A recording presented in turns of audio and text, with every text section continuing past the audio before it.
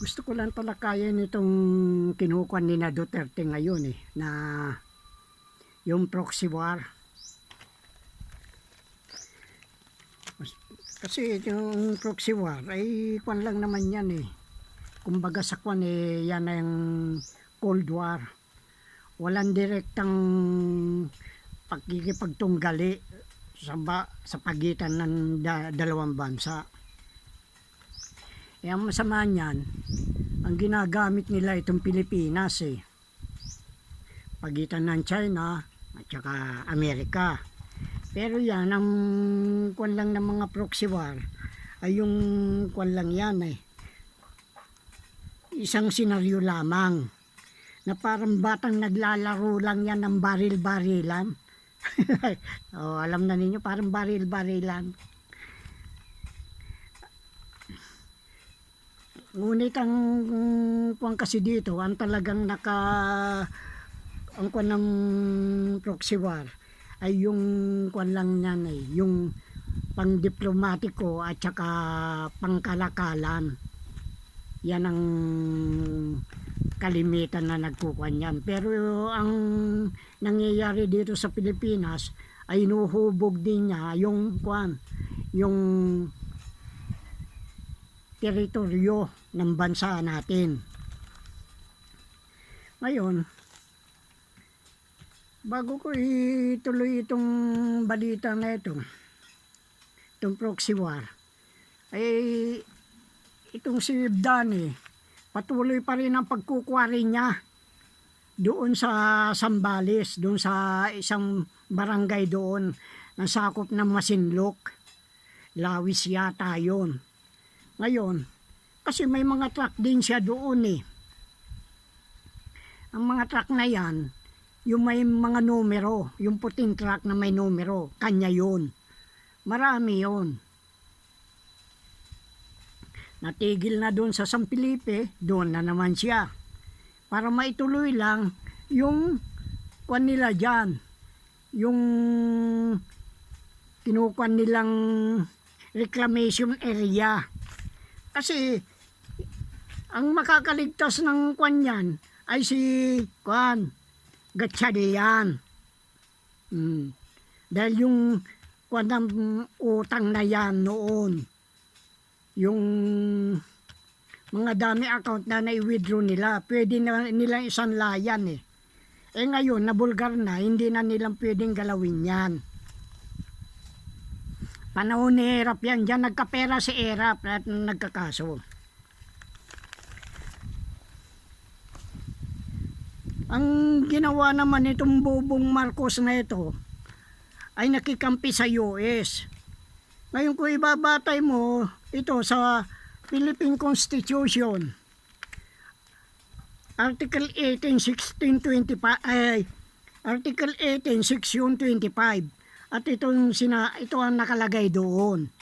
Noong 1991, matapos na ang kasunduan sa pagitan ng Pilipinas at USA tungkol sa mga base militar, mga dayuhan militar, mga military personnel, at mga pasilidad ay hindi na pinahihintulutan sa ating bansa. Maliban na lang kung magkaroon ng kasunduan sa pagitan ng Kongreso at saka Senado. Kaya yung hindi kasunduan,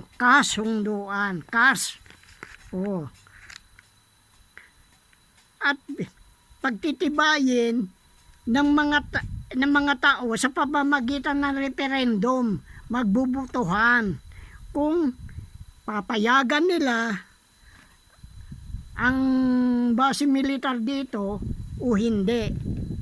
Ang tao magpapasya kung tanggap o tutol ang ating Kongreso sa bukod na panukala. Di nangangulugan itong EDCA na ito ay hindi ko nito. Hindi isang treaty ito.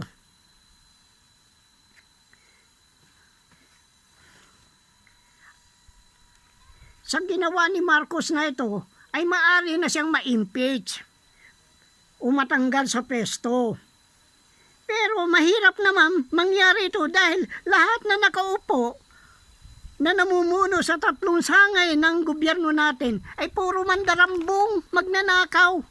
O, sa Senado, o, puro magnanakaw yan. Huwag mo sabihin, o. Kasi yung isang congressman doon sa Norte, nagsabi sa akin, nandoon daw sila sa meeting nila, na nag-uusyoso lang, hindi na, wala namang katungkulan nitong tao ito nag-uusyoso. Ito yata yung yung sa first district ng Cagayan na sinasabi daw, nagrereklamo na itong congressman na ito dahil wala nang wala nang yung kumbaga sa malaki ang bawas ng pondo. Yan ang napakahirap nga. Kaya nga sinasabi ko, problemado na sila. Maging US at China. Itong China na ito, matagal ko na itong pinariringgan na yung utang nila. Kaya yan ang ginagawa nila ng bubuli. Kaya napakahirap itong tarantado na siping na ito magnanakaw din ikaw din magnanakaw Kurap ka din. Kurap kayo. Ikaw siping, kurap ka, magnanakaw ka, kaya nga tinatawag kitang limahong Yung pera ng Pilipinas, pinakialaman mo. Tarantado ka.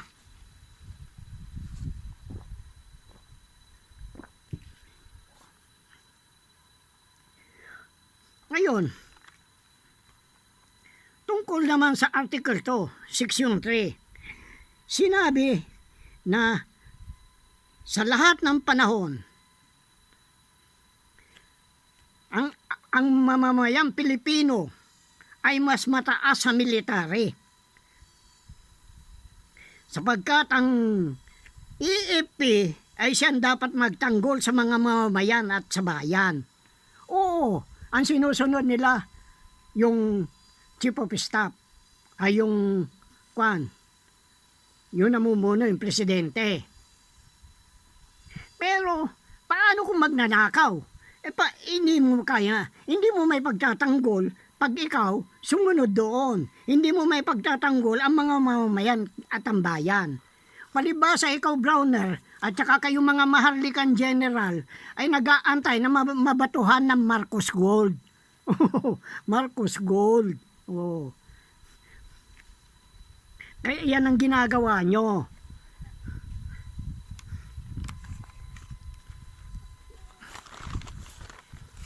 Kaya walang mangyayari sa bayan natin.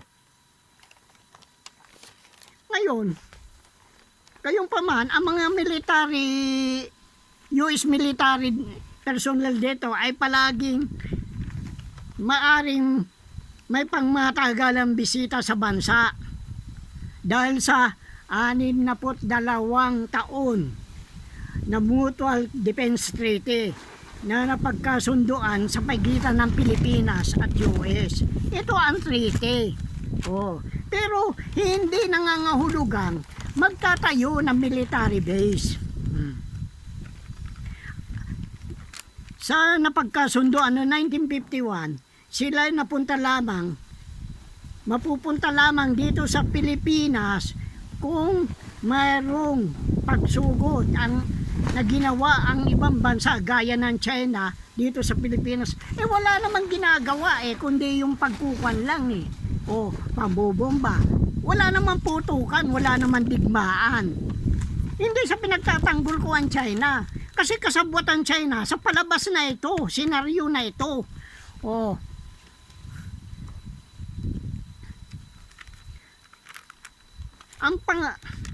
Noong 1999 yan, ay pinagtibay ng Senado ang tungkol sa Visiting Force Agreement na nagbibigay daan para manumbalik ang pagsasanay ng AFP at US military.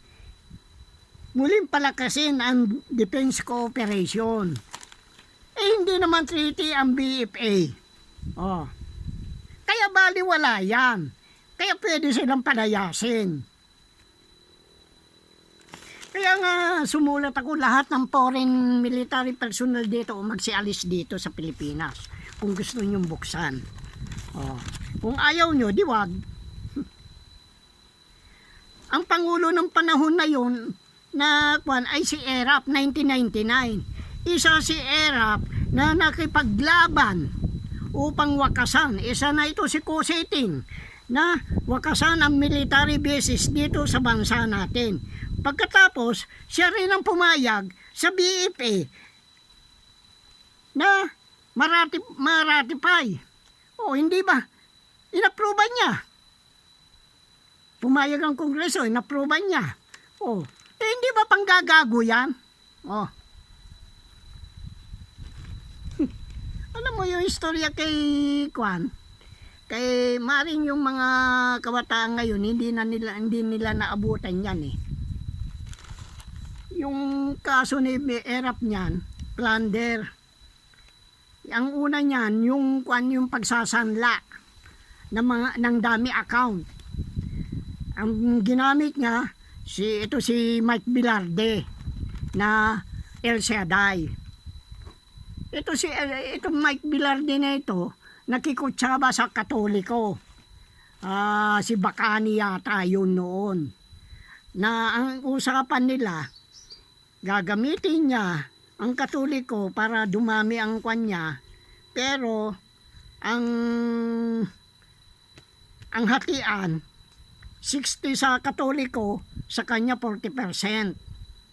Kaya matakaw yan. At yan din, kaya nagkaroon din ng kaso yan na estapa. Nakulong yan na matagal sa Muntinlupa.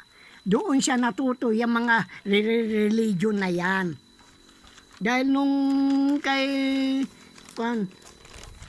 Montalvo yata yun, yung isang kasamaan na, kalimutan ko na, matagal na kasi, na umuutang siya noon ng 20,000 pesos para magsimula. Ang sabi sa kanya, Montalban yata yung Montalban. Ang sabi sa kanya, ano yung 20,000? Ang sabi niya, magkukuhan ako sa radyo, idadawn ko yan para makapagkuhan ako, mangangaral ako tungkol sa Biblia. Kaya iyan, diyan sa nagsimula. Mangangaral ka na pala ngayon. Ano mangyayari sa iyo? Mababayaran mo ba ako? Sabi nung Montalban. Mga pabiro lang. Ang sabi naman niya, kanya, magandang negosyo ang religion. Inamin niya.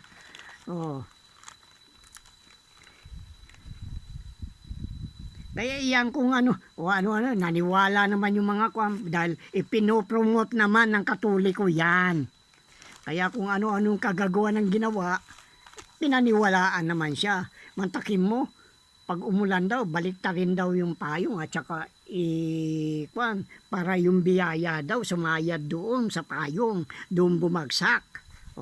Pagkatapos yung mga panyo na kung ano-anong sulat, maraming negosyo yan eh. Pinagkapirahan niya eh. Pagkatapos sasabihin niya, ilabas ninyo ang inyong mga pitaka. Lalabas naman ng mga tao. Buksan nyo. Dumukot kayo ng 100 at yan ay papalitan yan. Liglig ang kapalit niyan. Mga utotong siraulong Pilipino. Kwan naman, baby kaya, di kumita na naman siya. Kanya ng trabaho ni Mike Bilarde. Kaya hindi ako magtataka na masangkot siya sa mga dummy account na yan kay Erap. Si Erap noon yan, sinasabi ko nga, siya ang pumigil. Pero siya din ang nag-ratify, siya din ang nag-approve na kunin ng visiting forces. Pagkatapos, ang kaso niya, plunder. Ay bakit pinatawad ni Gloria? Kasi ang tatlong sangay ng gobyerno, Ito executive, legislative, at saka executive. Walang pakialaman ito. Kung tutuusin, kung ano na desisyonan nito, hindi mo dapat pakialaman. Pinakialaman ni Gloria ang makapal, mga makapal magnakaw. Yung ang sinasabi ko, napakaliit na babae, pwede mo ilagay sa bulsita, pero yung ninakaw niya, pwede mong paglagyan sa ako. Ngayon, isa na dito sa nakipaglaban noon, ito si Senador noon ito si Singson eh. Diyan nalaman ni Singson na yung mga dami account na yan ay pwedeng isanla. Kaya yan, gumawa sila lahat. Ang dinahilan nila yung weteng. Pero isipin mo paano napakaraming pera na sinasabi na yumaman, mga military kumikita sa weteng. Hindi ako maniwala eh. Yung mga lagay sa weteng. Kung sa bagay, yung tao ni Lacson noong, kinausap ako. Kalimutan ko na. Ang tagal ko na kasing mga kuan na itong mga tao na ito eh. Yung panahon ni Erap yan. Kinausap ako. Ang sabi sa akin, pare, manap ka nga ng financer ng weteng. Huwag kang magalala. Hawakan ni Lacson. Samantala si Lacson galit ng kumwari sa weteng. Pagkatapos si Lacson din ang magkukuan. Kaya maraming kwan yan noon eh. Maraming kagaguhan ang nangyayari sa gobyerno natin. Kaya kaya yumaman si Singson. Pero hindi naman niya maikukuan yan na walang bas-bas ang Marcos sa mga dami account. Ganyan ang ginagawa nila ngayon napigilan na. Kaya nga sabi ko nga, yung isang congressman sa Norte nagsabi, nagkukan daw siya na narinig lang niya ang mga pinag-usapan nila. Dahil nag-meeting sila doon sa isang lugar doon. Hindi ko alam kung anong bayan yun. Na sinasabi, nagre-reklamo na ang laki daw ng binawas ng pondo. Paano yan ngayon?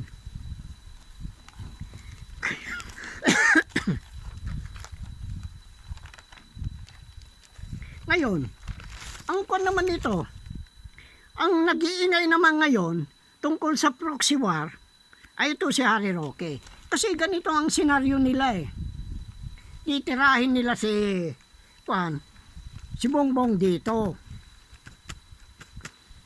Ang mga nag-iingay dito ay si Harry Roque. Ito yung si Harry Roque, troll yan ni Siping. Nagpunta yan sa China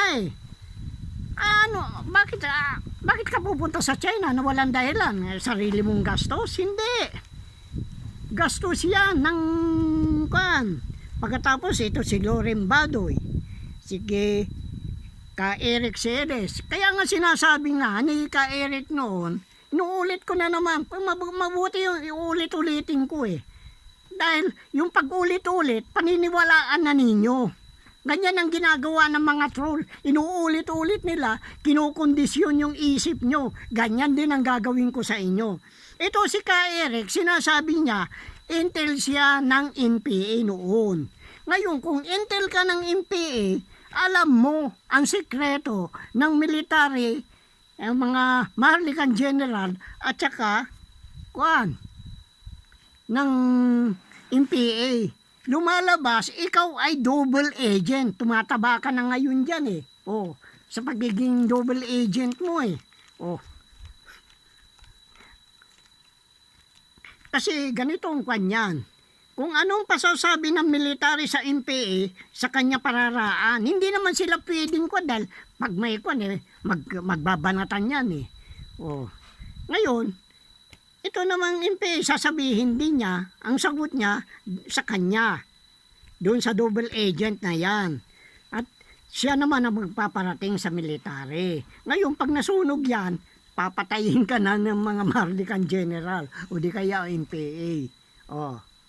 Kaya nga dyan nagkaroon ng mga dokumento ni Diana Luatic Santa Romana. Yan ang anak ni General Sensio T. Santa Romana. Pinatay nila para dead man tells no tale. Oh. Ito si Ana Malindog Oy. O, incheck ito. Si Sasot, Rugando Sasot. Ito, nagkuhan din sa China ito eh. O. Si Kit Tadad ay secretary ni Marcos yan noon. Ang alam ko, Bicolano ito eh. Si Kit Tadad eh. Si Ado Paglinawan, Daniel Long, si Roberto Tiglao. Oh, lahat ito mga kwan na ito. Pagkatapos ito si Herman Laurel Chu. Ito si kwan, inchik din ito eh. Ito yung nagkukuan kay matindi ang pagtatanggol niya kay Duterte. Yan ang nag-iingay tungkol sa proxy war. Kasi may senaryo sila eh.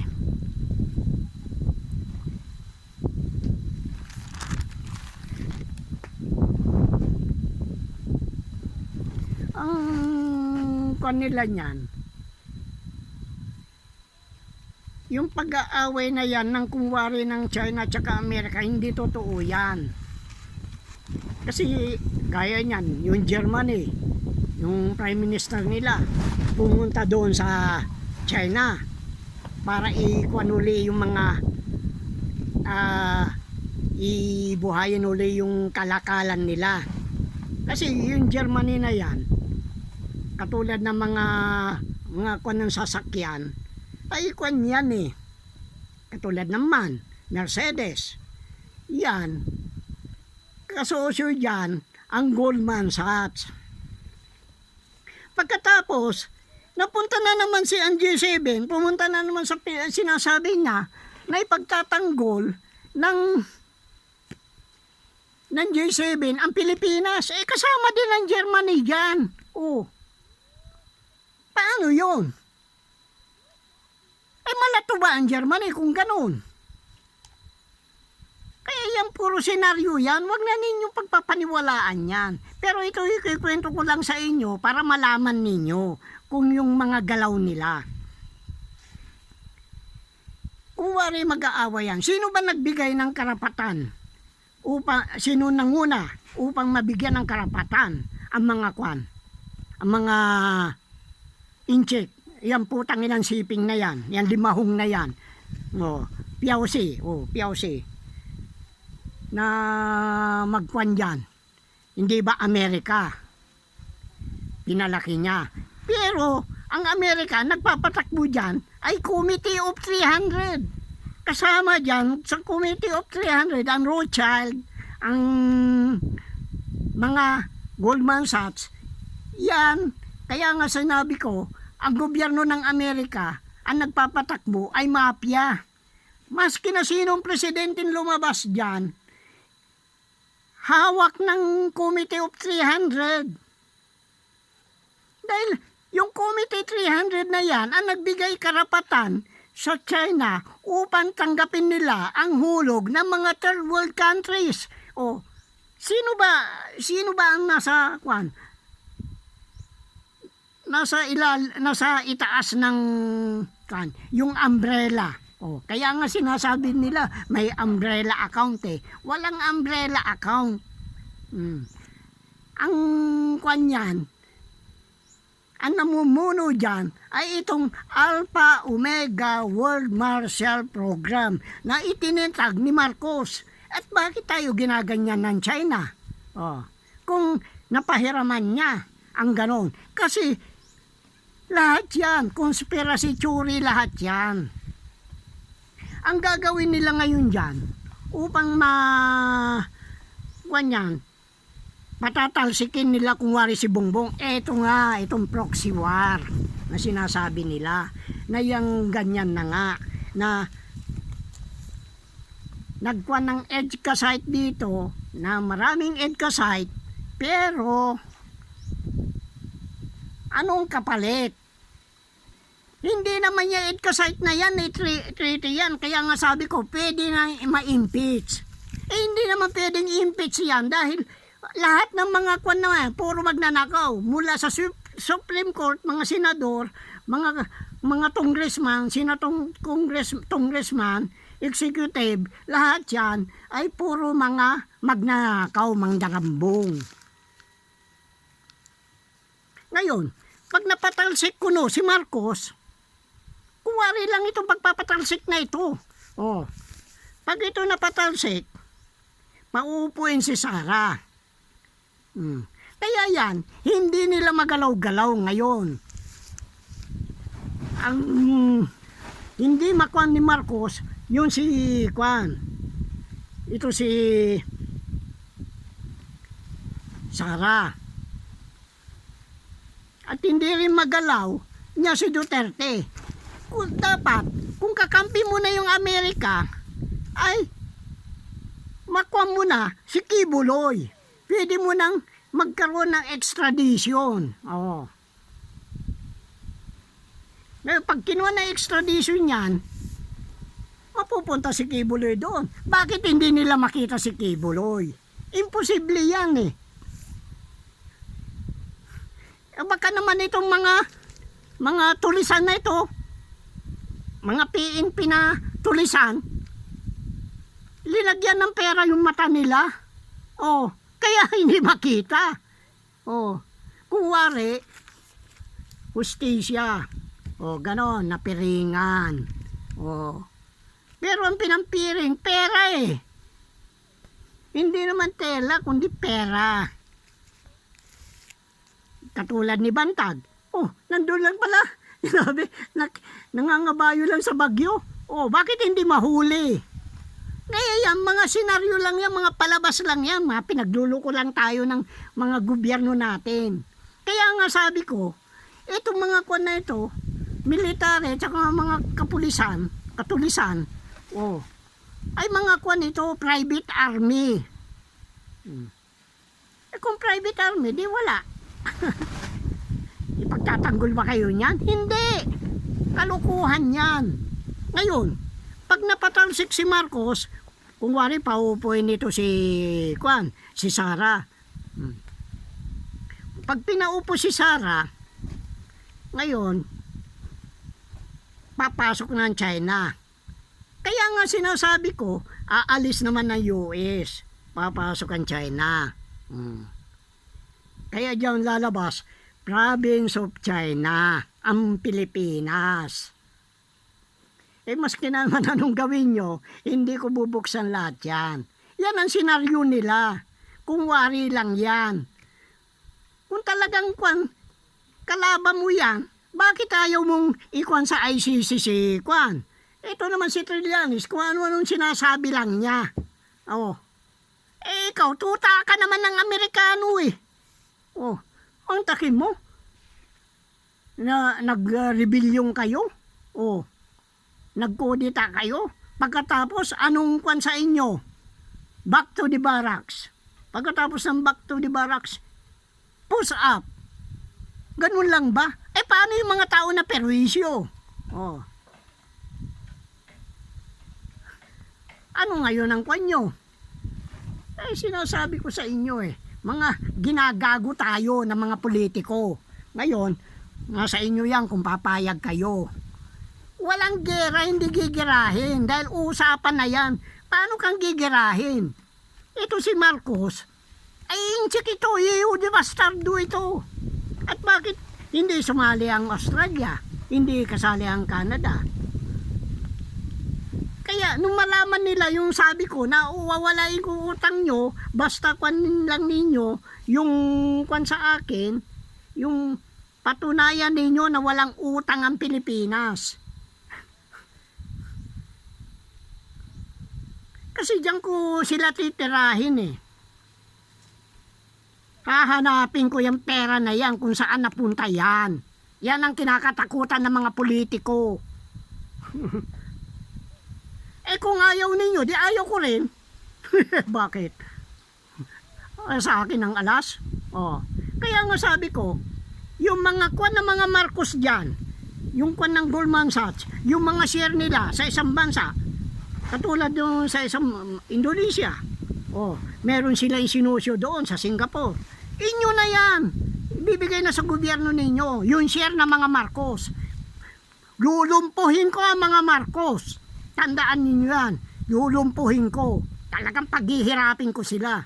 Dahil yung ama niya, ang numero 1 magnanakaw noon. Yung war damage na yan, ang yan ay binayad. Paano kung pagpapaniwalaan yung mga yan? Katulad ng Amerika. Anong ginawa noon? Nung mapatalsik sila dito noong 1991, nung panahon na yun, nung panahon ni Erap. Bago magkuhan si Erap, bago maging senador muna siya, sinatong din yan nagkuhan yan. Isa siya sa mga gumawa ng paraan na patigilin na ang military base dito. Kasi malapit na year 2000 noon Akala nila, yung year 2000 na yan, nandyan na yung mga mabubuksan na lahat ng mga kayamanan. Kaya gusto nga nilang paalisin ang military base dito. At yan, kaya pinahiram din ni yung putang inang diktador na yan ng Inchek upang siyang gumawa ng senaryo upang makontrol ang Pilipinas. Kasi yung salita ni Deng Xiaoping balang araw, 1975 ito sa UN Forum balang araw ang China magiging din superpower katulad ng Russia at saka Amerika. At magiging mabagsik, marahas.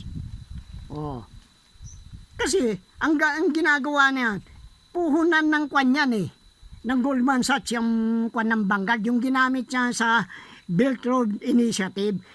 Palibasa, alam na mga PLA yan, alam na mga CCP yan, kaya gumawa din sila ng kanya-kanyang pagnanakaw. Pera ng Pilipinas yan hindi naman pera ng Inchik yan Kaya yan ang gagawin nilang senaryo. Pag kumwari, aalis ang Amerika, dahil nga doon sa DP, eto naman si Sara, pauupuin nilang vice president, magiging presidente, pagkatapos, papapasukin na ng China. Kaya marami dito na retired na military PLA. At marami na rin dito kung wari mga estudyante. Pagkatapos ito naman si Mamba, umaangal. Kasabwat ka rin dyan putang ina mong Mamba ka Pagkatapos kakandidato si Manong Duarding, naglipay. Si Manong Duarding naglipay nung pumupunta kami doon sa opisina ni General Olivas Siya nandoon, siyang edicamp niya Siya nasa pintuan. Pag pumunta kami doon ni Nana Karing sasabihin, Duarding, ipagtimpla mo nga ng kape si Eddie dahil baka matagalan ako. Pagpasok ni Kwan naman, Nana Karing, Manong, wag na kako. Wag na. Bakit? Baka mamaya, pag lumabas yun, hindi ka nagkape, pagagalitan ako ni Nana Karing. Ganyang kabigat si Nana Karing noon, nung panahon ng martial law. Si Nana Karing, yan ang dating asawa ni Villaflor, yung noon, congressman doon sa Cagayan. Kaya nasasama ako dyan. Kaya ako naman, sa kasama lang niya ako. Pero hindi ako sumasama sa mga usapan nila. Hindi ako nakikiharap. Ngayon, doon na bababa ka para maging kwang ka. Pagkatapos sasabihin mo, pag pinasara mga eskwela, magkakaroon ng revolusyon. Putang ina mo, magnanakaw ka Sinong susunod sa iyo? Ang dami mo ninakaw Ipaliwanag mo yung mga pera ninakaw mo. nung bago mag-eleksyon. 320 million. Oh. Sa land bank? Paano mo may lalabas yan? Anong karapatan mo? Sinasabi ko sa inyo, talagang puro kayo magnanakaw. Oh. Kaya yan ang sabi ko nga, nung ko na yan, ngayon naman, drugs na naman ang ikukuha nyo. Bakit lahat ng Pilipino ba nagsasyabo? Oh.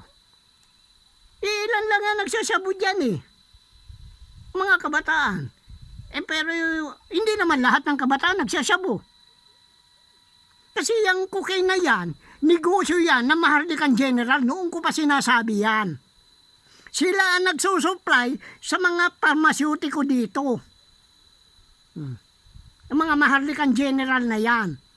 Sila ang nagsusupply sa mga kwan dito, mga parmasyutiko, yung mga pagkain. Kasi hinahaluan nila ng konti-konti eh. Yung pagkain para ma-addict ka eh. Ganyan ang kwan. Saan nagmula yung kwan na yan? Yung style na yan? Di sa United Kingdom, kaya yung United Kingdom na yan, ay maraming kabalbalan na ginawa yan sa mundo. Oh, katulad yung binenta niya yung Diego Garcia. Yung mga mamamayan doon, pinaalis. Oh, mantakin mo, sarili mong lupa, palalayasin ka. Sarili mong bayan, palalayasin ka. Ganyan ang gustong mangyari ng mga Marcos. Kaya ayan, magbabakuna na naman. Gusto niyang patayin lahat ng Pilipino. Pero huwag kayong mag-alala. Sinasabi ko sa inyo, labis lang ng nyug yan. Pag pinahiran na ninyo yan, pinagbakunahan ninyo, wala nang bisa yung bakuna na yan.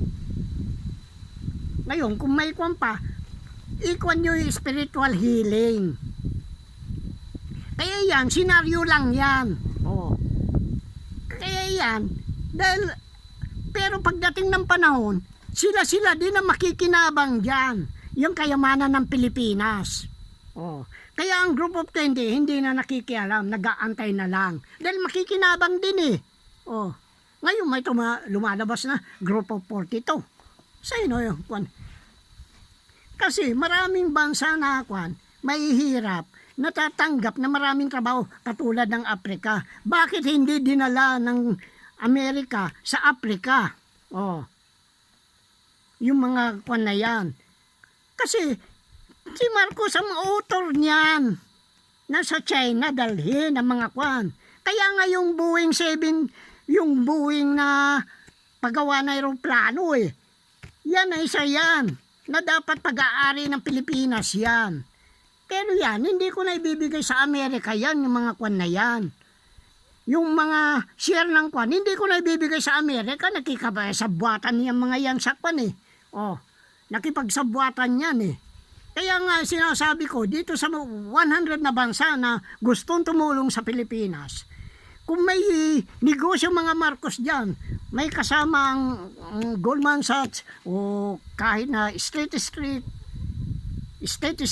o Vanguard, kung na, magiging pag-aari na ng gobyerno ninyo yan. Yan ang magiging kwan nyo. Kaya sabi ko nga, lulumpuhin ko mga Marcos. Lulumpuhin ko mga Duterte.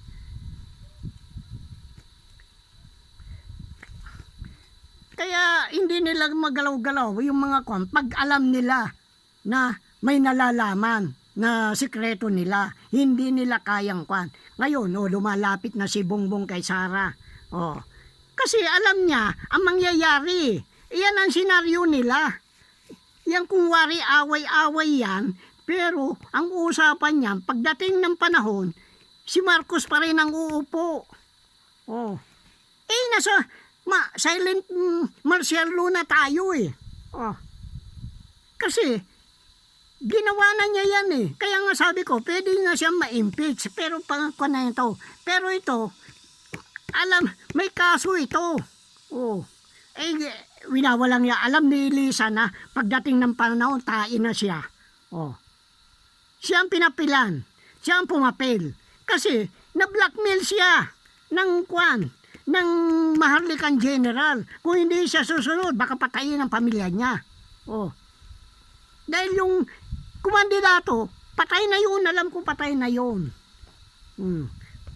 Kaya nga pinatay nila si Lapid, masyadong malikot ang isip niyan eh. Marami din nalalaman niyan eh. Oh. Ang kinatakutan nila yung salitang divine intervention. Pagkatapos yung salitang tignan mo sa likuran mo para makita mo kung sinong kalaban mo. Sa likuran niya yung tunay na anak ni Marcos. Oh. Nag-switch sila. Itong mga media na ito, walang pakialam ito. Ayun, channel 2, channel 5. Oh, kung ano-anong kwan yan. Lahat, wala yan. Ako lang naman ang nagbubulgar eh. Pero pinag-uusapan ng kayamanan, ayaw nilang banggitin yan. Ayaw ng media yan. Ayaw ng mga vlogger yan. Lalo na yung mga troll. Ayaw nilang pag-usapan yan. Kasi, pag nagkataon, baka sakali mabatuhan sila ng Marcos Gold. Ganyan ka. Kaya ikaw, Browner, pwede ka nang ikuan ng court martial. Oh, dahil nga dito. Pagkatapos, lahat ng mga karnel at saka mga kwan, kailangan dumaan sila ng court martial. Yan ang kwan ko. Dahil gano'n ko katigas sa akin ang alas. Kaya nga mapipilitan sila. Kaya nga sabi ko dun sa 100 na bansa, kung may negosyo dyan, ang mga kwan, ibibigay na sa inyo. Magiging kwan na lang ng gobyerno ninyo yan. Kung may share siya dun katulad ng kwan, mga sasakyan dyan sa North Korea, yung paggawa ng barko. Oh. Kung yan ay may share ang Marcos dyan, inyo na yan. Hindi ko kailangan yan. Ang daming pera niyan eh. Oh. Para wala lang, magkaroon lang ng pagkasundo-sundo.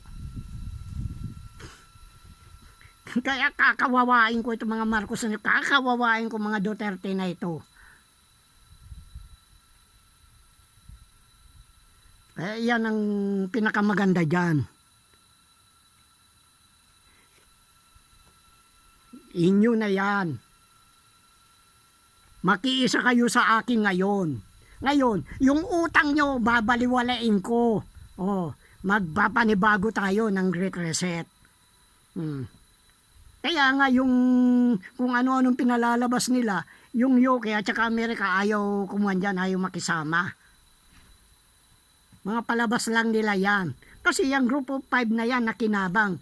Kaya nga itong Vatican na ito nakinabang din dahil nga observer siya. Pero wala namang ginagawa itong ulol na pari na papa na ito. Papa Peculino ang labas niyan.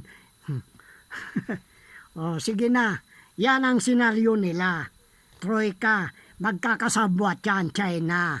Oh, para pagkuan, itong China, ang kuka na dito sa Pilipinas. Siya na mag-aangkin lahat ng kayamanan. Paano nyo aangkinin? Oh, kaya ba ninyo ako? Hindi ninyo ako kaya.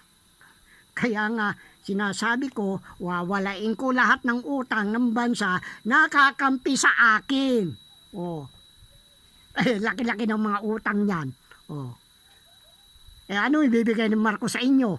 Oh, at saka yung kung may share, may kumpanya dyan ng mga Marcos, ang Vanguard o BlackRock o State Street, inyo na yan. Mapupunta na sa gobyerno ninyo yan. Para ikuan naman ninyo sa mga tao ninyo may hirap. O, magiging kwan lang yan. O. Ang ganda ng mga pakuan ko eh. Ewan ko kung hindi kayo sumunod sa akin. Kung ayaw nyo, di wag. Anong pakialam ko? Oh. Kaya nga yung kwan na yan, si Zelensky, nung umupo si Marcos, nagpunta dito yan. Bakit? Nagpunta. kasi dito ito ang nagpipinansi, kaya yung 95 billion dolyar na allotment ng para sa Ukraine, dito mang gagaling yan. Sabihin ko sa inyong totoo. O sige, tama na.